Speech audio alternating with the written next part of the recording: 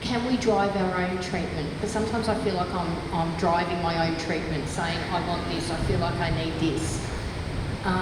Is that something that is acceptable, that we drive our own treatment, or do we just put our hands in our oncologists and let them?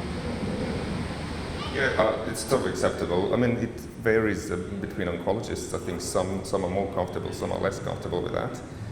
I personally sort of like to feel the dynamics with a patient, and some of them I give the options, and I can see that they're not comfortable with making a decision. They're like, no, you're the doctor. In which case, I'm happy to take the role and drive.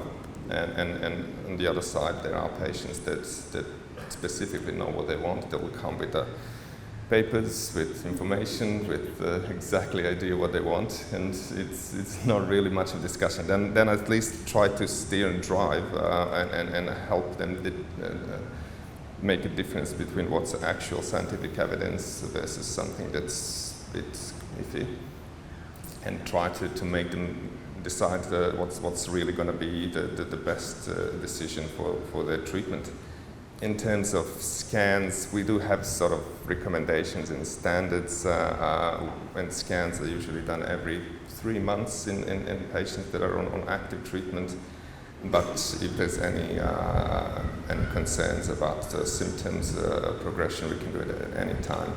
We all want to know as soon as possible, especially when changing treatment, whether it's working or not. But again, I like to guide patients that sometimes it's not good to do it too soon, because sometimes it may lead us to make a wrong decision about stopping treatment or switching treatment too early.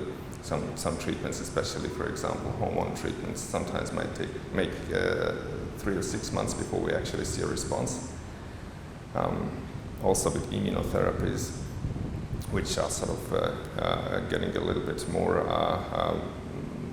active and used in breast cancer, we know that sometimes scans also can look worse before they look better. So often it's a situation, even though it's anxiety provoking, we try to hold off before we do a scan, or we even do a scan, but just be aware that we might not be changing a decision. If you're well and if you're tolerating treatment, we might just ignore what a scan shows and wait for the next one.